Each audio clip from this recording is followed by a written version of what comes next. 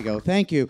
So, nothing really fucks you up just quite like your first love. And there's few things that will fuck you up even more as falling in love abroad. And if you're me and you fell in love for the first time while you were abroad, well, that shit will fuck you up for about 7 years. So, I doubt I'm getting any phone numbers here tonight, so I'm going to be up front and admit that I'm a cliche. I did a semester in Japan, and like every white guy who's ever done a semester in Japan, I had a Japanese girlfriend. And what you also have to understand about me is that I'm a nerd. I mean, I know everyone's a nerd now, right? It's so nerdy to like Star Wars and Marvel films. You know, only the most popular and profitable corporate franchises in the world. You see, in high school, I was the kid that was the editor of the newspaper. I was on the AV crew. I was on stage crew. I ran an art house movie group. Someone wrote a humiliating song about me that was performed at the talent show that I heard every single fucking day. I spent lunch alone in the art room, and I played RPG games with all the international ESL kids every weekend.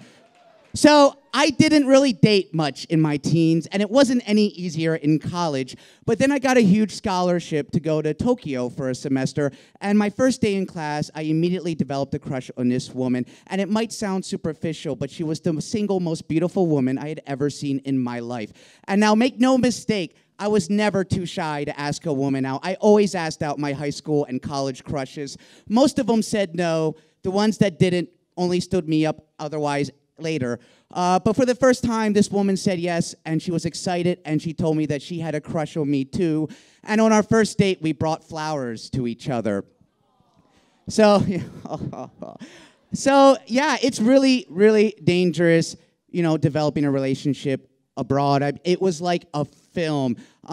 She spoke 4 languages. She worked for CNN Tokyo. She had worked for the Japanese embassy in Paris. She was a professional salsa dancer. So I know whatever stereotypical assumptions that I know a lot of you have of the two of us right now, put those out of your goddamn mind, because she was a really intimidating woman, and I've always had a thing for intimidating women. And to quote Johnny Cash, we fell into a ring of fire. I mean, you always fall hard the first time. And I'll have to tell you, after waking up on a tatame mat next to the most beautiful woman I'd ever seen in a shrine in the mountains of Chiba, watching the sunrise while she sings Japanese lullabies in my ear, I'll tell you, no fucking OkCupid date is ever going to live up to that.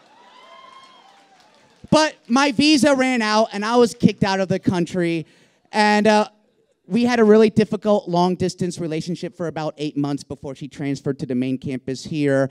And in those 8 months, I had readjusted to life in the U.S. My Japanese got rusty quick, and once she got here, I realized that actually her English wasn't the best, and almost all of our arguments were based solely on not being able to understand each other.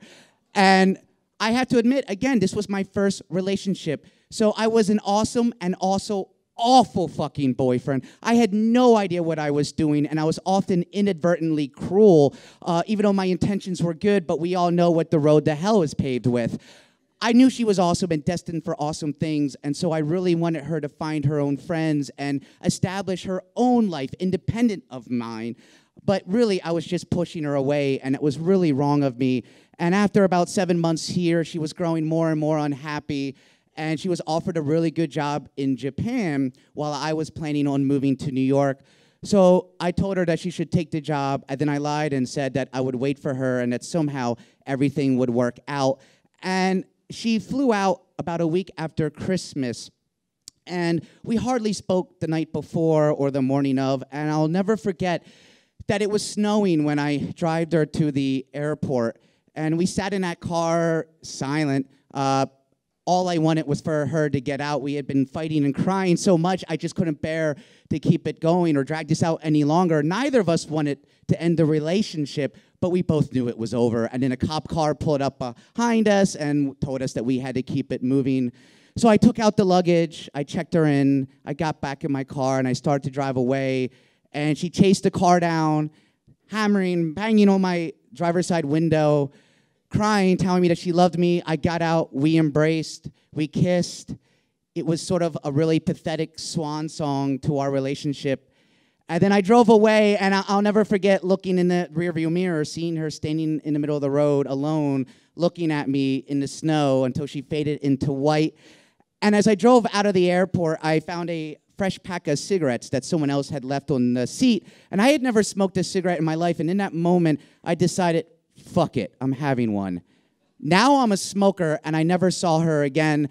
And I still wake up in a cold sweat some nights thinking about that. And there's people who say that you can't live life with regrets, and I don't know what fucking world those people live in. I mean, I know things never would have worked out in the long run, but I regret not being a better man for her.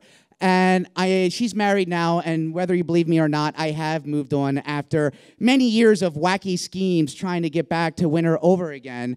But I can say that today I'm a working professional artist, and my first gallery exhibition was 10 years ago when a curator friend of mine found a pile of paintings I had made of her that I had done in therapy and convinced me to put them on display. And so I have to say I wouldn't be the man I am here today if I hadn't have known her, and I will forever be grateful for better or worse for that time I had with her.